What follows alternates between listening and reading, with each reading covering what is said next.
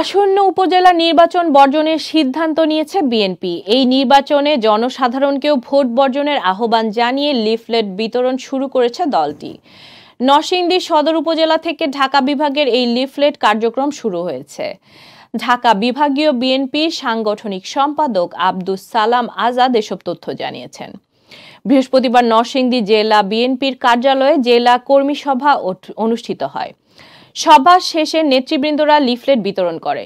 সভায় প্রধান অতিথির বক্তব্যে আব্দুস সালাম আজাদ বলেন, বর্তমানে ভোট চোর, ক্ষমতা জবরদখলকারী ও ফ্যাসিস্ট সরকারের অধীনে বিএনপি কোনো নির্বাচনে যাবে না। কারণ গত 7 জানুয়ারি দ্বাদশ সংসদ নির্বাচনেও দেশের শতকরা 95% মানুষ আওয়ামী লীগকে বয়কট করেছে।